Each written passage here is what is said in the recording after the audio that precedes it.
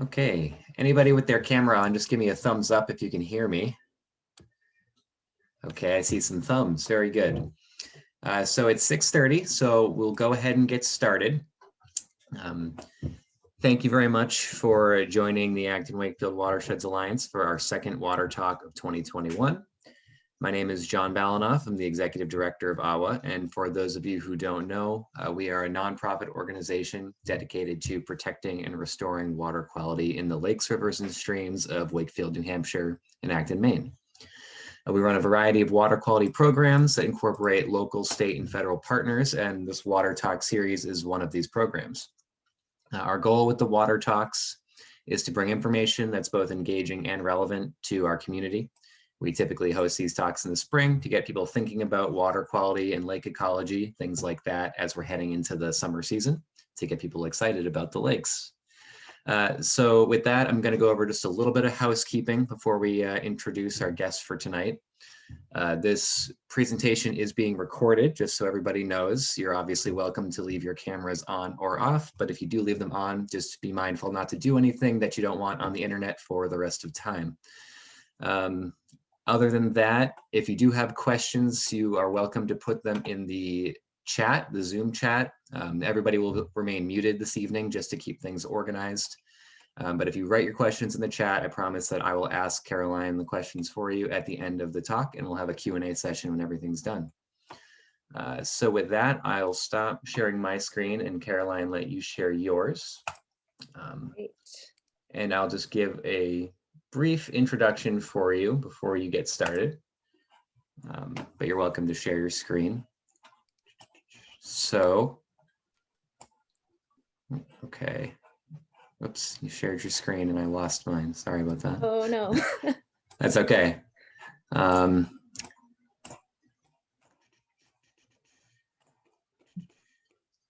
Okay. Where am I? So our guest speaker for tonight's Water Talk, everybody, is Caroline Hughes. Caroline has worked as a biologist at the Loon Preservation Committee since 2016. In that time, she became acquainted with New Hampshire's lakes and loons and loon volunteers that call them home. So in tonight's talk, she will be discussing the loon as a quintessential part of New Hampshire's lake experience. Often seen as a symbol of northern wilderness, loons are a beloved fixture on the lakes, and many lakegoers enjoy watching them as they raise their young. However, the breeding season is a vulnerable time for loons, and they face many threats, both natural and human caused, while on the lakes. The focus of Caroline's presentation tonight will be on the biology, life history, and challenges of breeding loons, as well as the work that the Loon Preservation Committee has been performing since 1975 to help recover New Hampshire's threatened loon population. So with that brief introduction, I will officially pass it over to Caroline. Take it away. Great. Thank you so much for having me tonight, John. I usually like to start these talks with a discussion of the loon vocalizations, because for a lot of people, that's what you think of when you think of loons, right? You think of that haunting call that you hear at night. It's a huge part of the lake experience. What you may not know is that loons have a lot of different types of calls that all mean different things and are used in different contexts. So I'm going to play some of these calls and I'll talk about what they mean. I'll start off with the wail, which is one of those really quintessential calls that you've probably heard, you're probably familiar with. So here we go.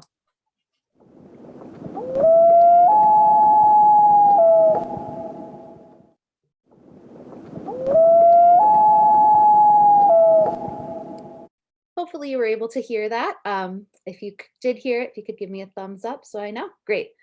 So the wail is a call that is used for long distance communication between loons, usually between the members of a pair. So if they get separated on their lake, or if one was off fishing somewhere else and flies in and lands and they're trying to find each other, they will give this call.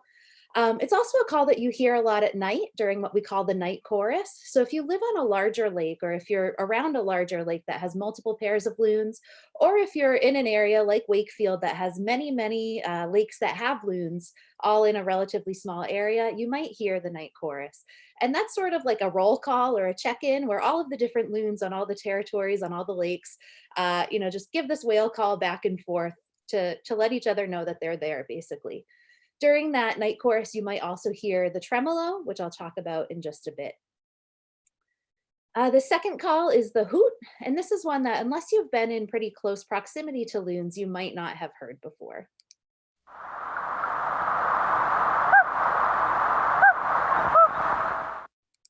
So it's a much softer call. It's used for short range communication between members of the pair and their chicks. So really the family unit. It's also occasionally used between loons that are the territorial pair on a given lake and intruders. In that case, it tends to be a higher pitched version. It's a little more frantic sounding. And it's just used to communicate with each other and kind of figure each other out basically for these loons that are dealing with intruders. This third call is a really, really cool one because it's one of the only ways that you can tell male and female loons apart on the water. Males and females are visually essentially identical. There are some slight size differences, but when you're looking at them on the water, it's really hard to detect and tell visually which is which. And so if you hear a yodel, you know that's the male loon because males are the only ones that make this call.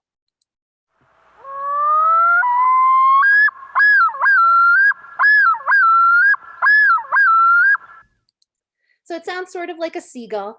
And this is a call that is used primarily for territorial reasons. So defense, if an intruding loon is coming in, or if a predator is passing by, loons will yodel at eagles going overhead. They also will occasionally yodel at airplanes that they think are eagles. And they'll also do this call if a boat or a human is getting too close to their nests or their chicks. So this is a defensive call. It's a call that lets that perceived threat know that that loon is there and willing to defend its territory. And the last call is the tremolo. It's another one that you've probably heard. It's a very common call that loons make.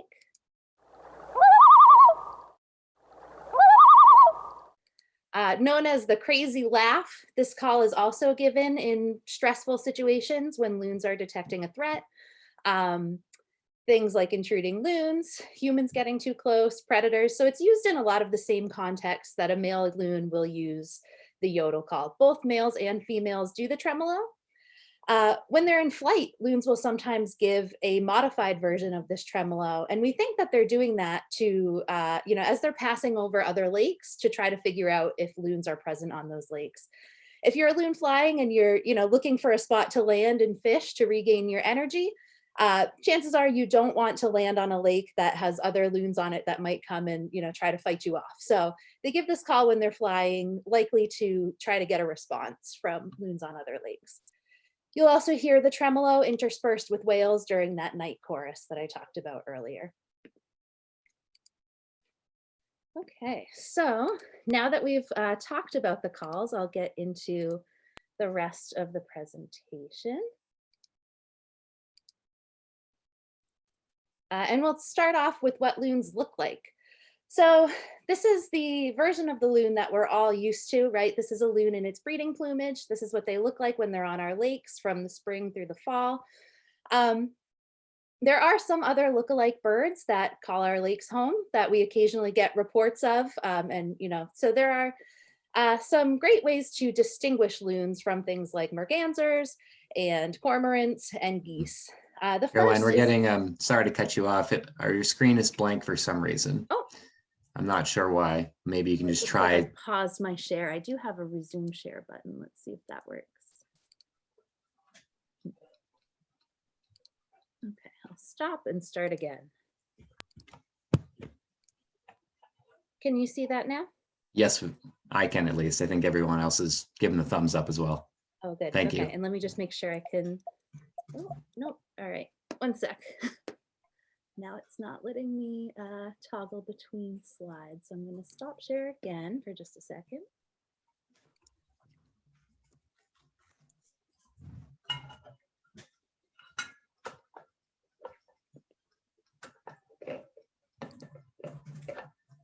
Okay, let's try this again.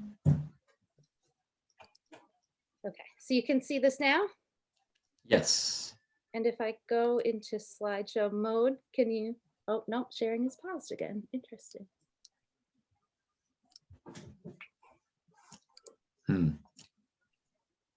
Oh, I think I've found the problem. Let's see. Nope.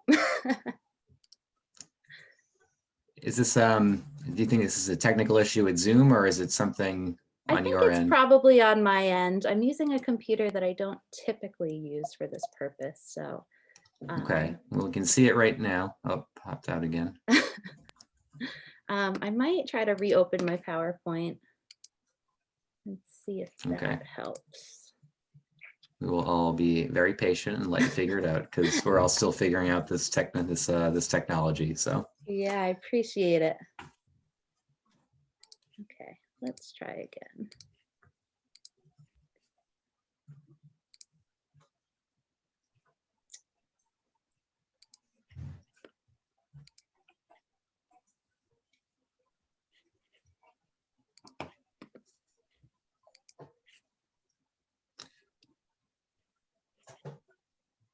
if it does end up not working on your end, what you could do is quickly send me your presentation, and then I could try to put it up on my screen and do it for you. I want to give you the chance to figure it out, obviously, but that's an option.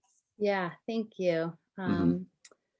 I will try one more thing here.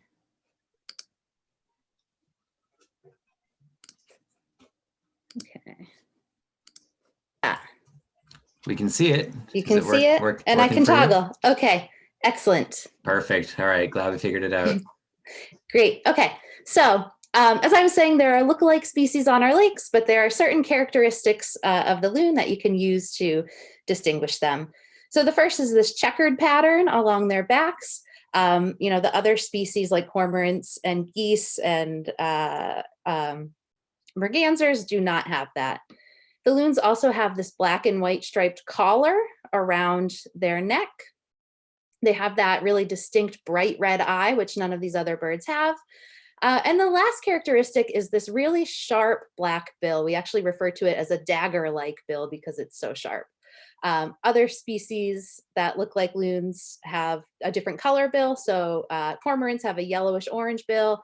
Mergansers have a reddish orange bill, and then the shape of a goose's bill is just much different. So if you've got those four characteristics, you know you're looking at a loon. But loons don't look like this year round. If you've spent time on the lakes later on into the season in the fall, you've likely seen a loon looking like this, a little scruffier. This is a loon that's at the beginning stages of its molt back into its winter plumage. And that molt typically starts on the face in the area right around the bill. So in this photo, you can see that this loon's feathers are starting to be replaced by white feathers around the bill. That will slowly creep its way along the whole rest of the loon's body, so that by the time they're in their winter plumage, they look like this. The shape is the same, but their coloring is totally different, so that if you didn't know that loons went through this change, you might not recognize this as a loon. Right, so their red eye is still red, but it's dulled down to more of a reddish brown. They've got gray plumage instead of that really sharp black and white, and even the color of their bill changes to a gray or a white. So they look totally different. And loons spend their winters on the ocean because as the lakes ice over, they can't stay there. They're not able to dive down and fish and come up for air. So they have to leave. And typically the loons will leave the lakes in early to late fall, depending on if they've had chicks or not. Usually the loons that were not successful in hatching and raising chicks leave a little bit earlier. They come back to our lakes right around the time of ice out. And because loons are so good at knowing when ice is out and will often show up the day of, or the day after, or as soon as there is a big enough patch of open water on their lake, we think that they actually take recon flights in the weeks leading up to ice out.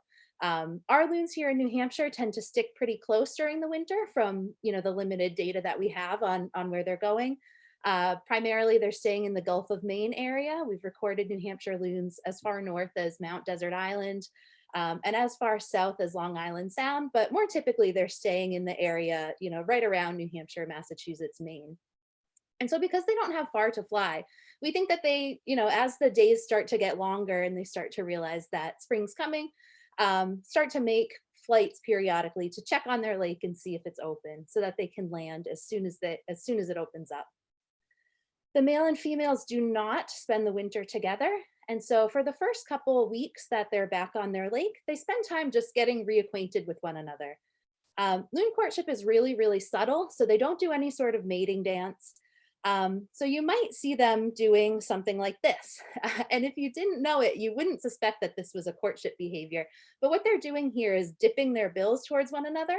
And that's sort of a deferential behavior that we only really see between members of a pair. In this time, you'll also see them swimming around the lake together, diving in sync, fishing together.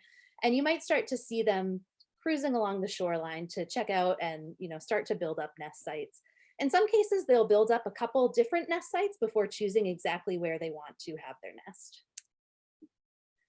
And then around early June, but sometimes earlier, they will begin nesting. So the average loon pair in New Hampshire starts their nest the first week of June, but we do have pairs, especially those pairs that breed on lakes further south that open up earlier, that might start nesting as early as the first week of May. And then likewise, we have some late pairs who don't start until early or mid-July.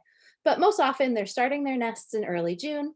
They lay 2 eggs, most often. Sometimes they lay only 1, and on very, very rare occasions, they might actually lay 3 eggs.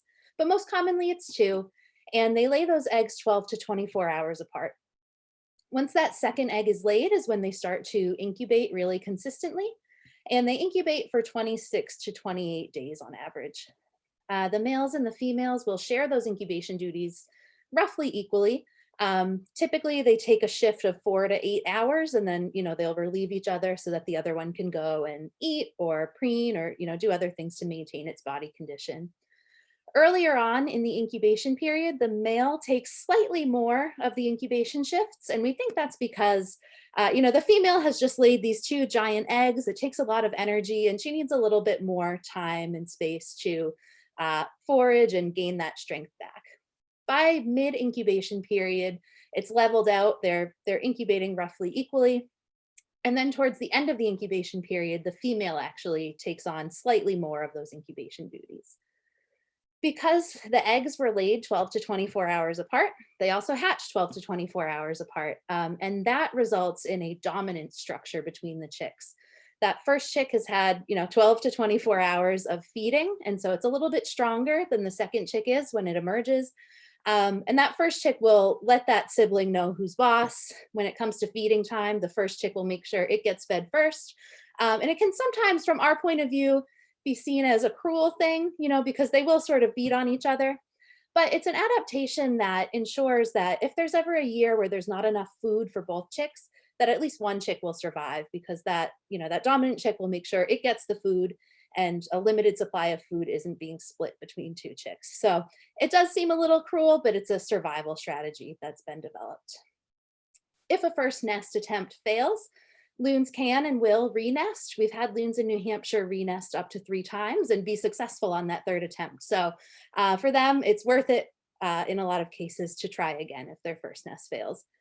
If a nest fails really late in the season, generally they won't re-nest because they realize that they won't have enough time to raise that chick and get it to the place it needs to be before ice-in comes. So there is a point in the season where we stop seeing nests be initiated, and that's around late July.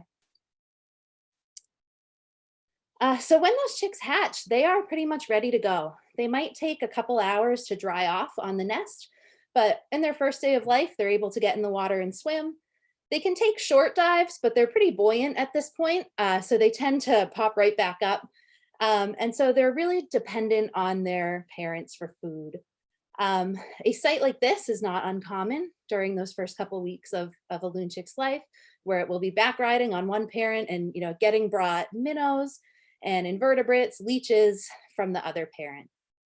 The back riding serves a couple of purposes. First, it helps to protect the chicks from underwater predators.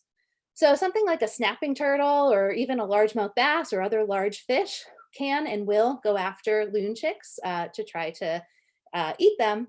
And so staying on the adult's back protects them from those underwater threats.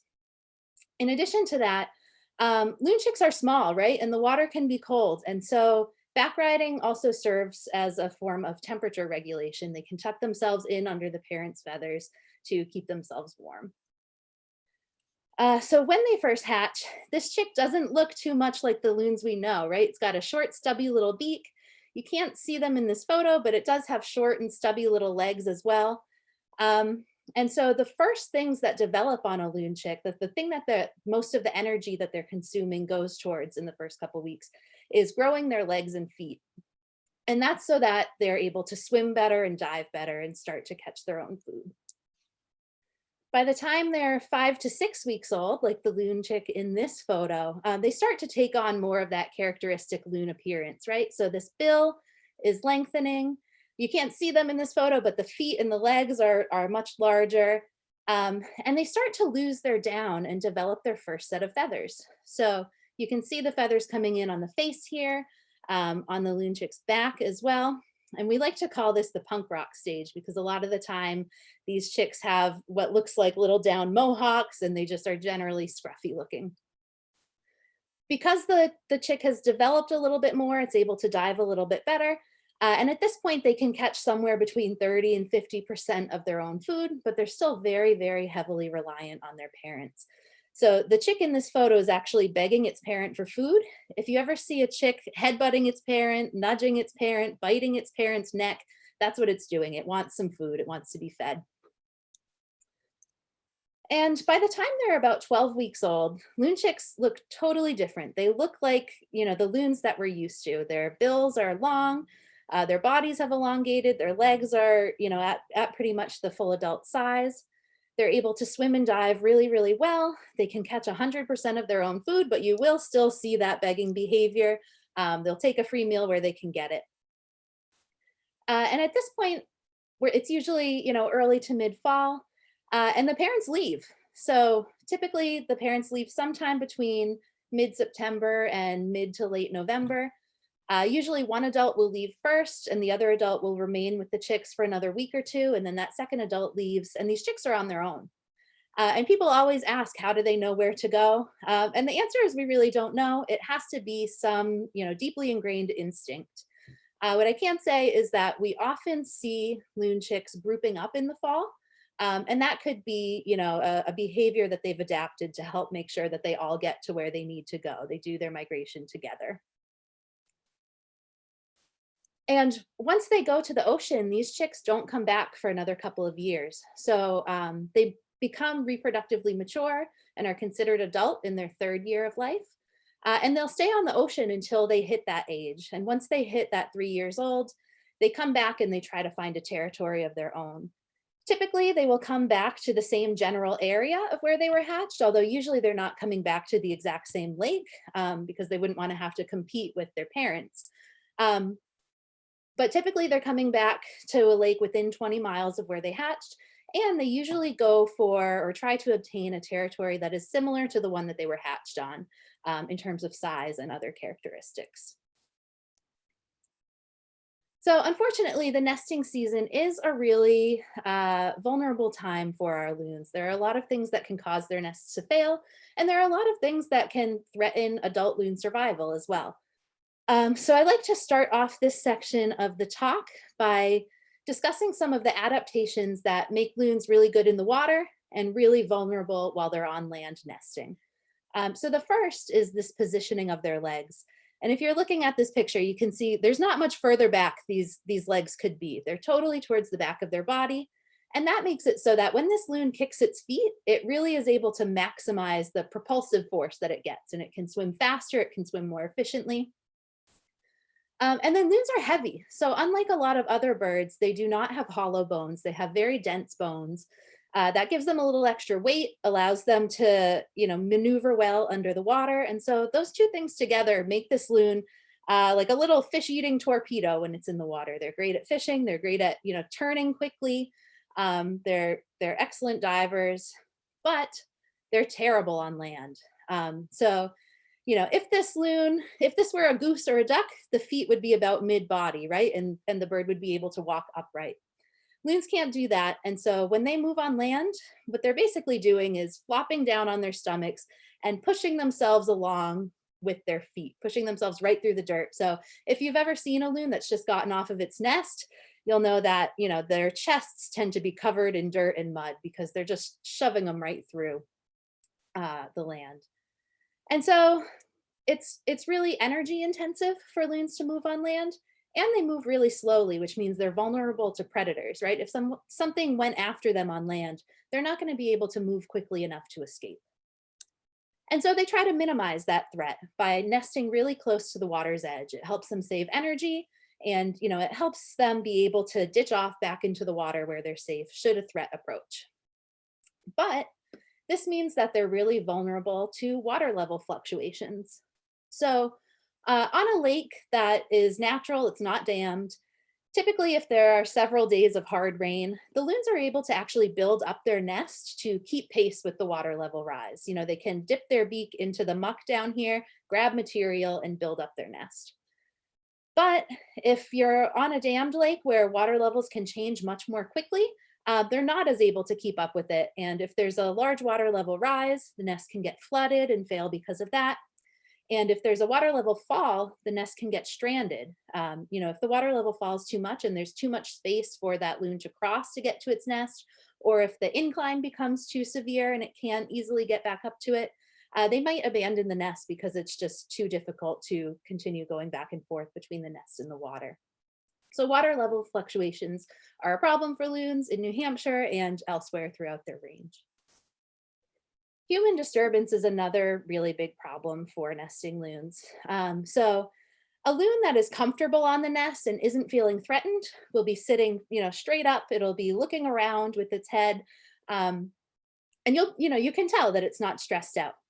This loon is a loon that is perceiving a threat, and the threat that it's perceiving is probably the photographer that took this picture, unfortunately. So what this loon is doing is what we call a hangover position. It's flattening its body. It's trying to appear smaller in order to escape detection from, the threat that it's perceiving. And it's angling its head towards the water so that all this loon has to do to get back into the water and, to be safe is kick its feet. So if you're ever out on the water and you accidentally get too close to a loon nest and you see this, the best thing to do is to back away and give that loon plenty of space. Keep backing away until you see it sit up straight. Because unfortunately, if the threat continues to persist, this loon will get into the water and leave its eggs unattended. And that leaves them vulnerable to predation, and it leaves them vulnerable to temperature changes that could cause the embryo to die. So especially at a site like this that is exposed, if it's in the direct sunlight, those eggs can really quickly heat up to a point that makes the egg inviable. So if you ever do accidentally flush a loon off a nest, and it happens, I've accidentally done it before. Some of these nests are really hidden and it's easy to do. The best thing to do is to get out of there immediately, because 9 times out of 10, if that threat leaves, the loon will get right back on the nest, keep incubating, and everything will be fine. There are other threats to nesting loons as well that I'll just go over quickly. Number 1, shoreline development. So the same areas that loons like to build their nests are, the areas that we like to have our beaches and our houses and our docks.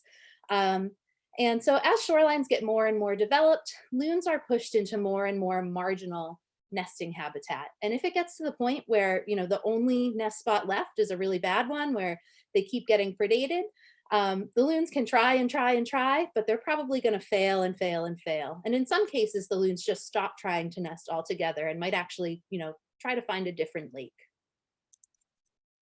Human commensal mammals. So, mammals that have always been around, like raccoons, but are now around at higher numbers thanks to human sources of food, like garbage. Those are opportunistic predators of loon eggs. And so, the more of them that are around, the higher the chance for predation. Avian predators. So gulls, ravens, crows will all predate loon eggs if they get the chance.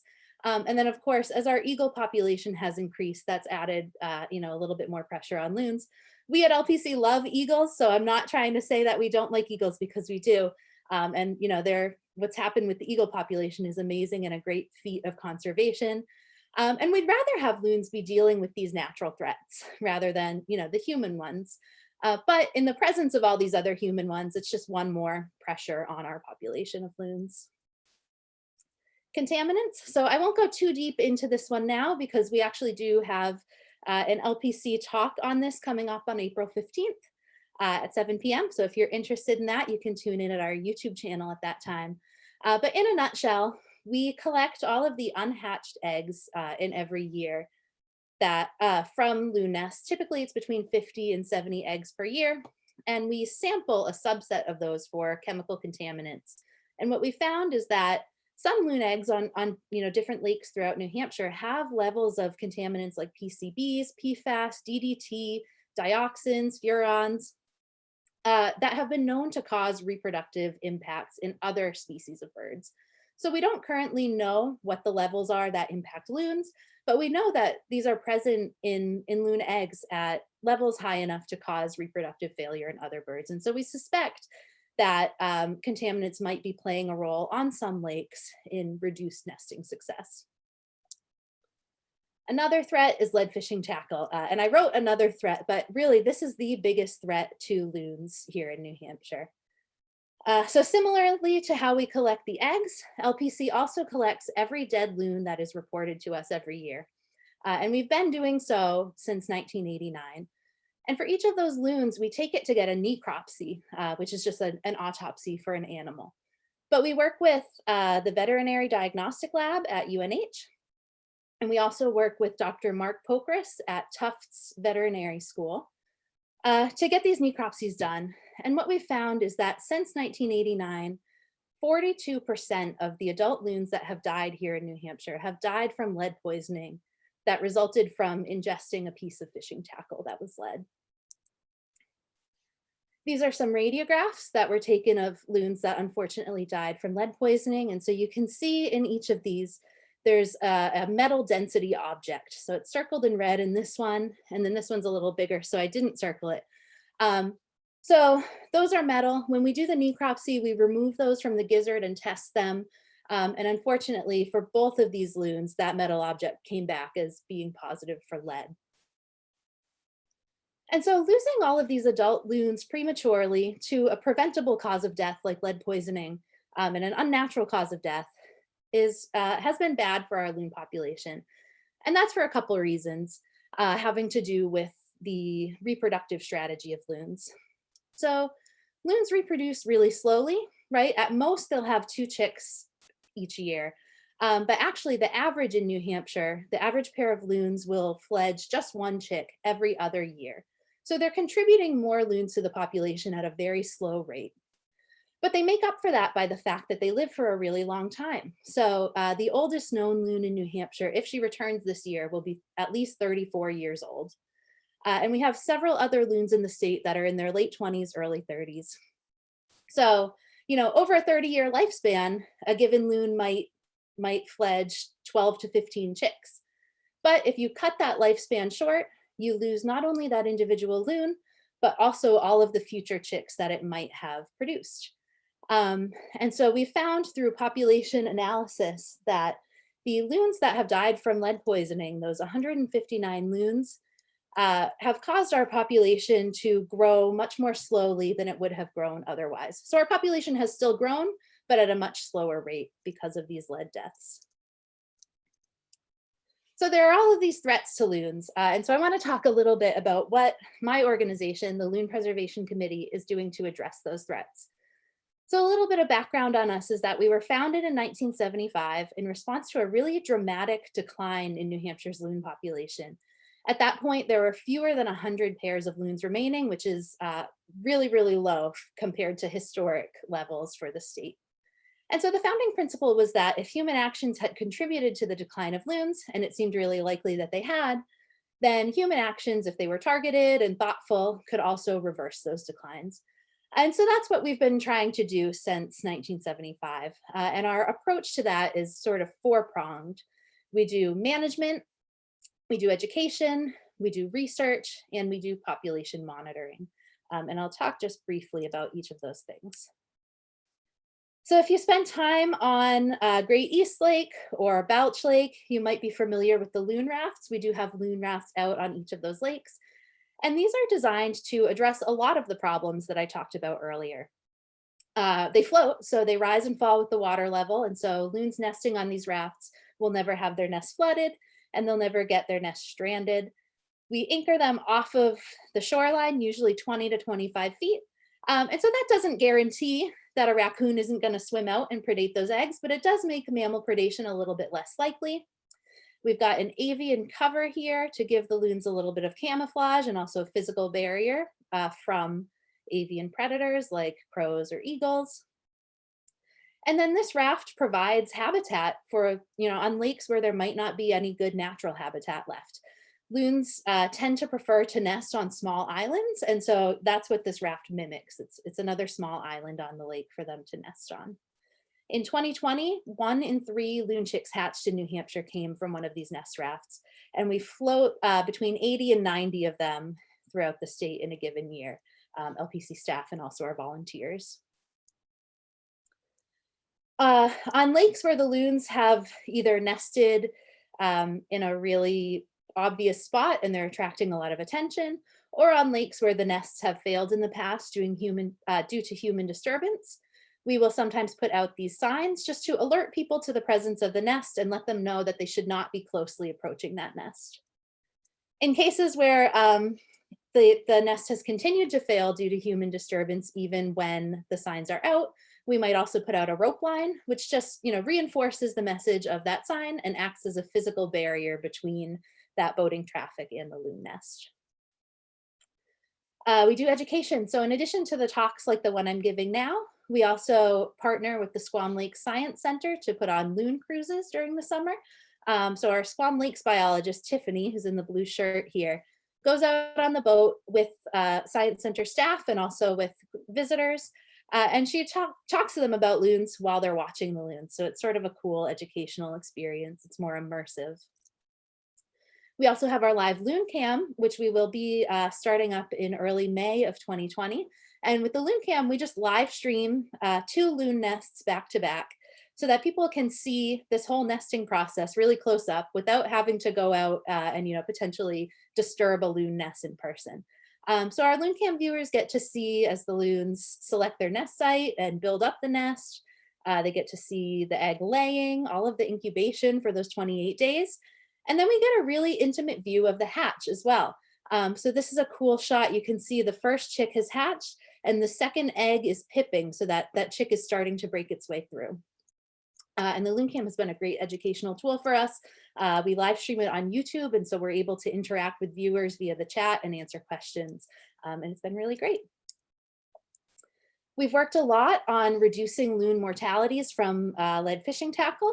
So in 2013, LPC's data and testimony was really pivotal in getting a loophole closed in what had been the previous lead tackle legislation. This legislation went into effect in 2016, and so now there's a ban on the sale and the use in fresh water of lead fishing tackle weighing 1 ounce or less. That's the size range of tackle that's been most commonly found to be the cause of loon mortalities. And so since then, our primary goal has been to try to remove from circulation and from active use the tackle that was purchased prior to the start of the ban. And so we've been working on a lead tackle buyback program. We put this on in partnership with Fish and Game and also with several local tackle shops throughout the state. And so people can bring in 1 ounce or more of that illegally sized lead fishing tackle and turn it in for a voucher to that shop.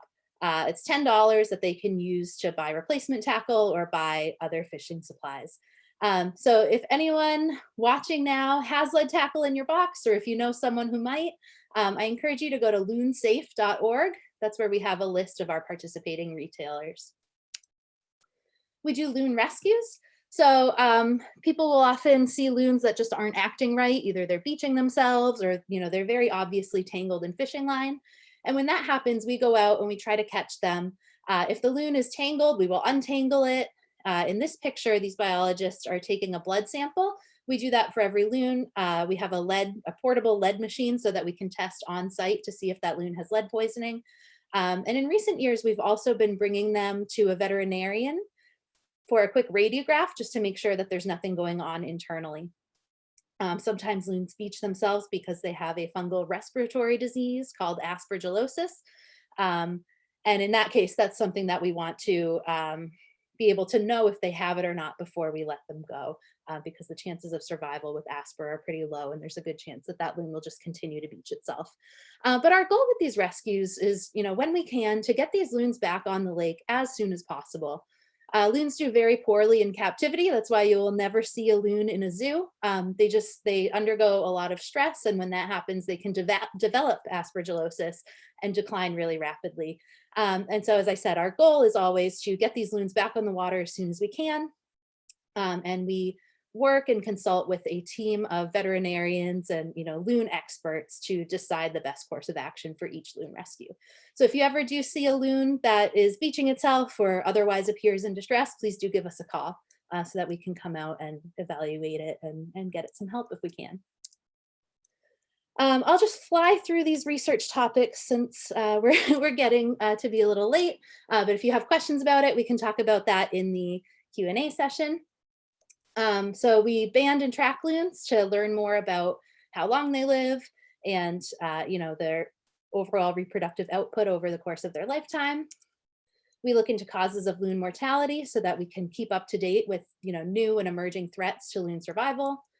We're currently looking at the effects of climate change on loon reproduction, and that's because loons are a northern species that are currently, at least here in New Hampshire, towards the southern edge of their range limit. And so as things warm up and as we get more rain, that might have negative impacts on loon breeding success. We're looking into the effects of contaminants on loon reproduction. We're working with Jim Haney's lab at UNH to look at cyanotoxins in loons and how they fit into this equation of cyanotoxins biomagnifying of the food chain. We're continuing to look at the effects of lead on loon survival and population growth here in New Hampshire. And we're looking at causes of nest failure, again, so that we can keep tabs on what the emerging threats are and hopefully develop management strategies to help loons deal with those threats. And then finally, we do monitoring, and I saved the most important thing for last. So every year we hire a team of seasonal biologists to go out and count loons. We divide the state up into 5 different regions. So in Wakefield, you're in our Seacoast region. And then we also have a biologist that covers Winnipesaukee, one that covers Squam, and one that covers Umbagog. And that person is just going out to count loons. And our goal is to figure out how many loons there are, how many of those loons form a pair each year, how many of those pairs nest. Not every loon pair nests. Some might just hang around for the summer without trying. How many chicks hatch from those nests, how many chicks survive to the end of the season. And then we look at nest site characteristics. So for each nest, we figure out, okay, did the loons try to build up a bowl, or did they just sort of make a scrape in the sand and lay their egg there? Did they have overhead cover? Did they have lateral cover? And just other nest site characteristics. If the nest failed, we put on our detective hats and try to figure out why. So we're looking for clues. Does this eggshell look like it was predated by a mammal, or could this be a bird? Was the nest site flooded? Things like that. And all of that allows us to monitor the size of the population as a whole, but also how the loons are doing on a specific lake and if they might need a nest raft or a sign in the future. So this is a graph showing New Hampshire's loon population over time, starting in 1975 when we started our monitoring. This dark blue line represents the number of adult loons that form a pair. This bright blue line is the number of adult loons that stay single over the course of the summer. And the red line is total adults. So if you add these 2 blue lines, you get the red line. You can see here that since we started our work in 1975, the loon population in New Hampshire has more than tripled. So it's been a really hard fought growth. But we're pleased with how the population is doing. And our best projections indicate that New Hampshire can hold between 1,200 and 1,800 loons. That's based on population assessment and also assessment of suitable habitat. So we still have a ways to go.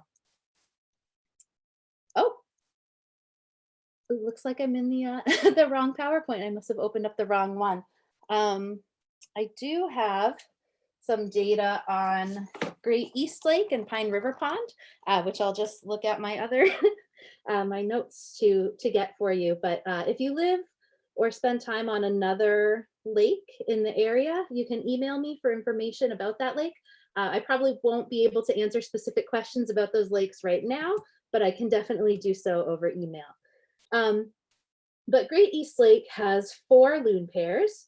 There is one that nests in this, I hope I'm saying this right, Scribner River. That pair has been there since 1976 and probably was actually there for a lot longer than that. And so that, you know, they were there when we first started surveying the lake and likely were there prior to that year. There's a pair we call the Second Basin pair. I'm not sure if that's a well-known landmark for people on the lake. But again, that pair has been there since at least 1976 and probably a lot longer. There's a pair that nests in the South Cove.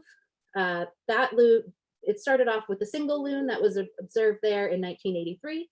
And then in 1986, he gained a mate, and that pair has been present ever since.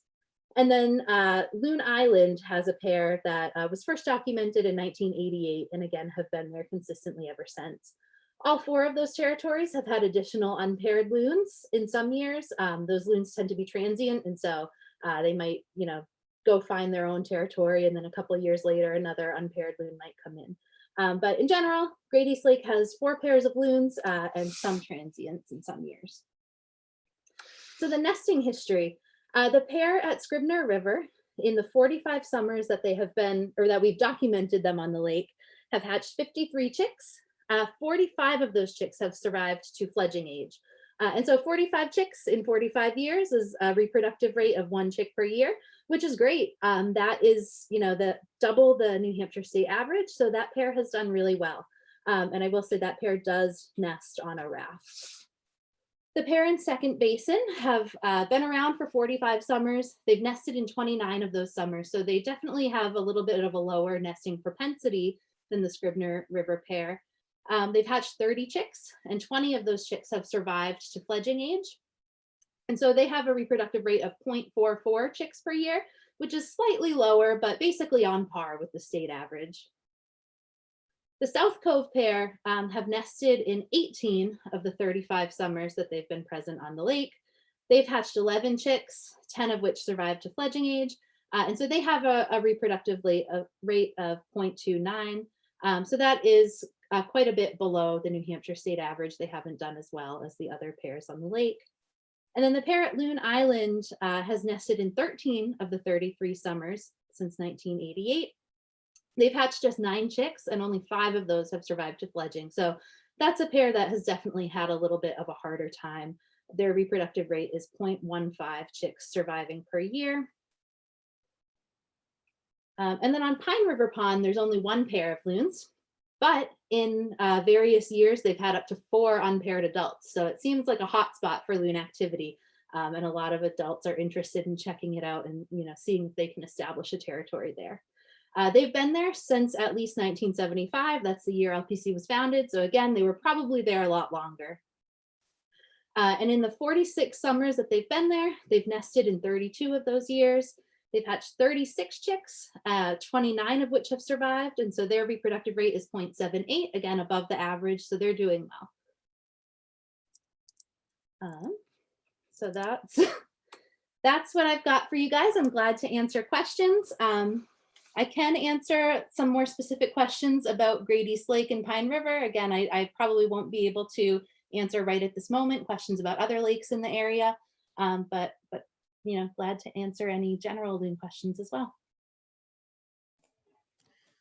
Thank you very much, Caroline. And just to clarify to everybody, Caroline asked me to poll the attendees of the presentation tonight on which lake you were from, so she could figure out which lakes to talk about. Obviously, we have representation from almost every single lake in AWWA's region tonight, but we just, for the sake of time, chose data from the 2 most represented lakes in the presentation, which happen to be Great East and Pine River Pond. But as she mentioned, if you reach out to her directly, you can definitely get information about your specific lake regarding loon mating habits and populations. So we have a little bit of time for questions. One question we did get in the chat, Caroline, was whether loons lose their ability to fly during the annual molting season.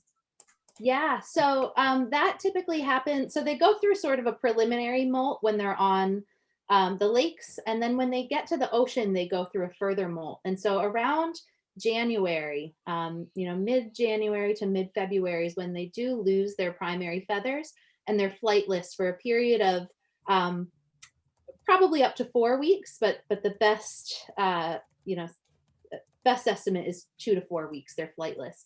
And that can be a problem sometimes, because in recent years, when the weather's been warmer and the lakes stay open longer, we have had loons that stick around on the lake into January, and then we've gotten a cold snap, the lake closes up, and that loon can't get off because it can't fly. So we've had to do some ice rescues for that reason in recent years.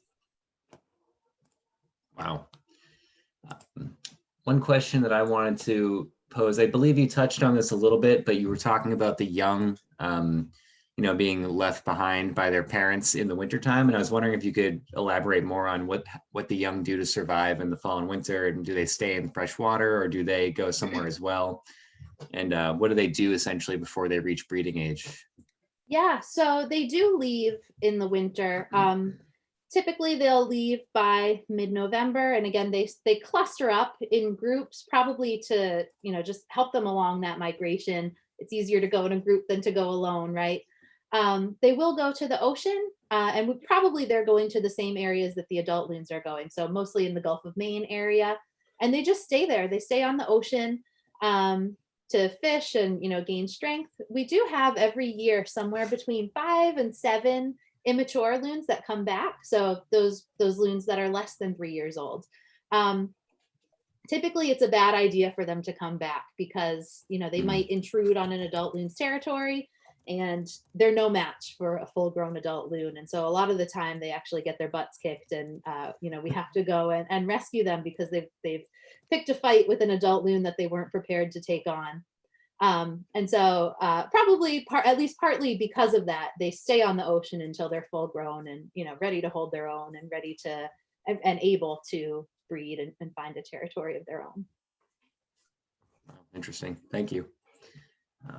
And another question, I was curious, you talked about loons getting spooked off of their nests. Are there instances where nesting loons will abandon their eggs at a certain point? Can you touch on that?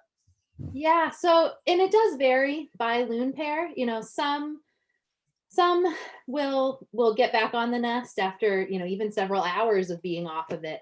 But it's hard to tell. You never know if those loons are going to abandon, and so that's why we really advise people to not get close to these nests, because for some loon pairs, the second that they're driven off the nest by something that they perceive as a big threat, they're done. Again, 9 times out of 10, if that threat goes away, they will get back on it. But there's always the potential to cause a nest to fail, and it has happened in the past. Every year we document nests that fail due to human disturbance, and usually that is the form of the loons just abandoning it because they're disturbed too many times, or they're disturbed one time, but the threat stayed around for a really prolonged period of time, and so they just felt like it wasn't safe to get back on.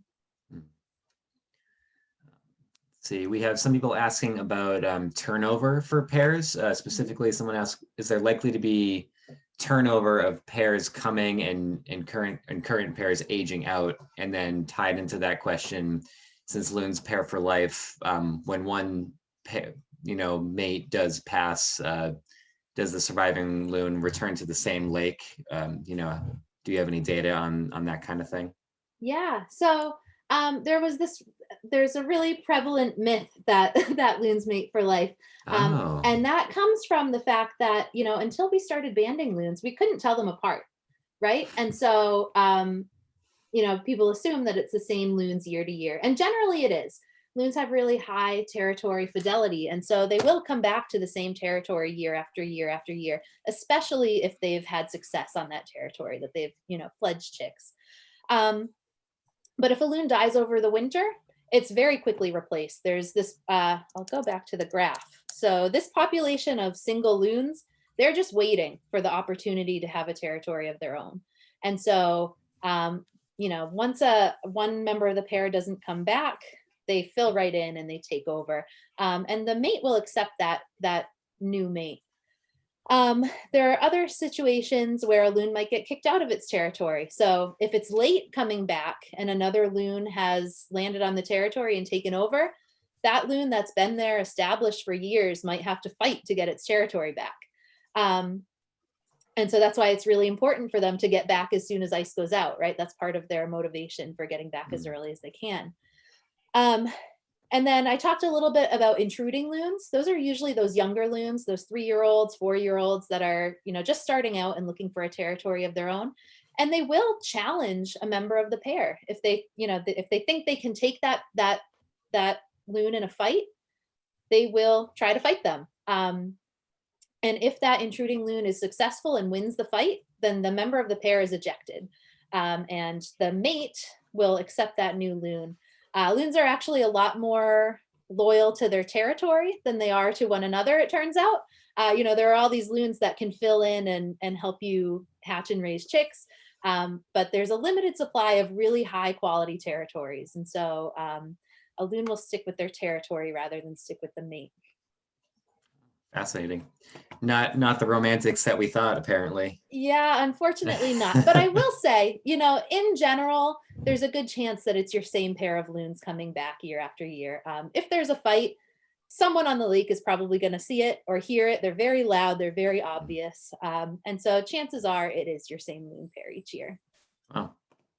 Very fascinating. And then a couple people were asking, I think I've heard this question in the past, and I feel like people might not like the answer, but people want to know how they can get the floating loon rafts on their lake. Would you like to touch on how those come to be on certain lakes and not others? Sure.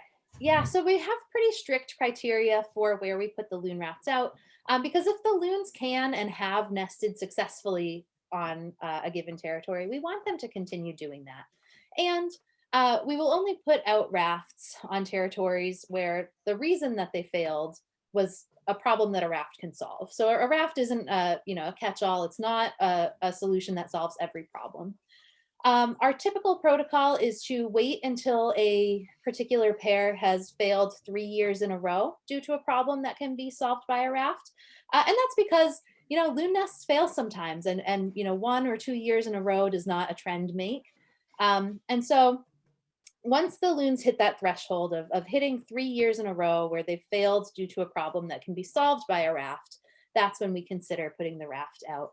And we also have to make sure that there's a good spot on the lake for that raft, right? There has to be a protected cove or somewhere we can put it, because while the rafts are great at, dealing with water level rises due to just the changing water level, they can't cope with things like wakes. And so if there's not a protected area on the lake to put that raft, then chances are, especially if it's in a busy area, that boat wakes could cause the raft nest to fail. And so we have to be pretty particular about where we put the rafts, both in terms of, why has this nest been failing?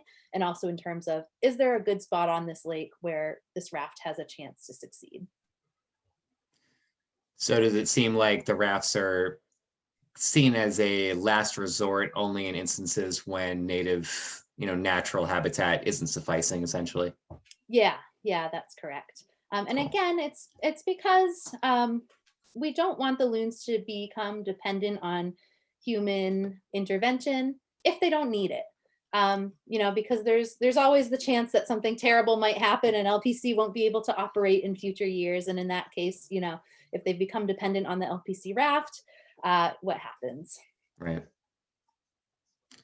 Okay, well, I'm sure people might be a little disappointed by that question, but that definitely makes a lot of sense. I know everybody kind of wants a loon raft in front of their house, but yeah. And I mean, if you think that your pair qualifies, please do shoot us an email. We do, we've got 400 lakes to stay on top of and more territories. And, so while we think we're doing a good job of keeping our finger on the pulse of where a raft might be effective, if you think your territory qualifies, give us a shout and we'll talk about it. And one more question while we have another minute.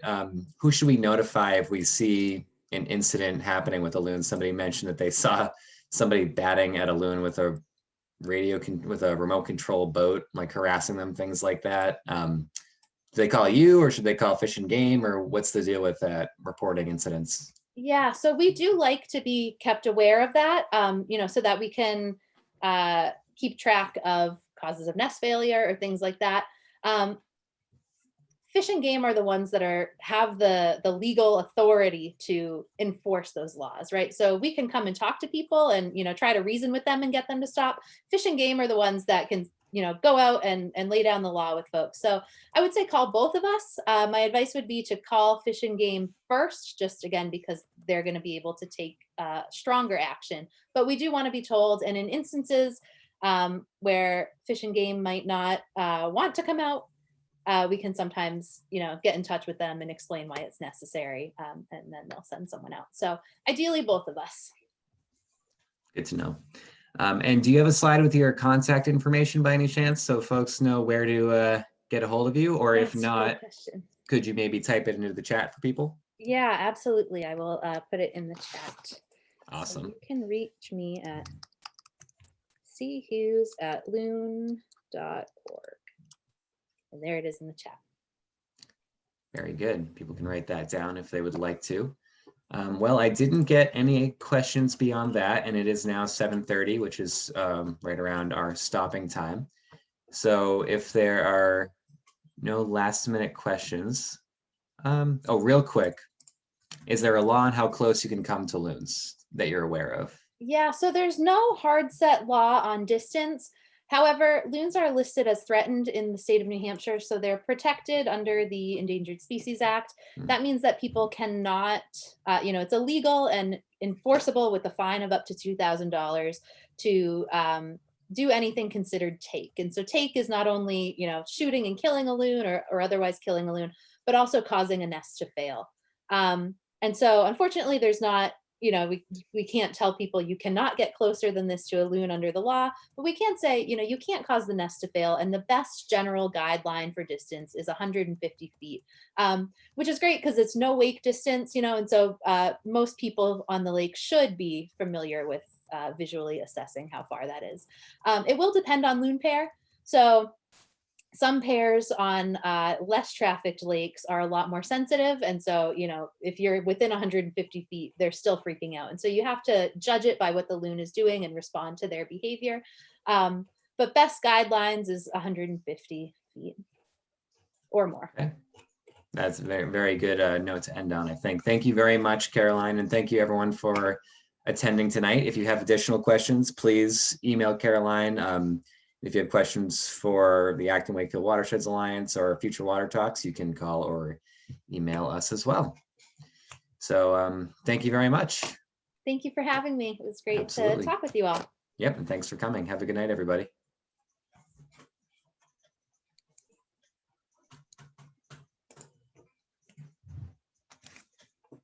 Take care. Have a good night.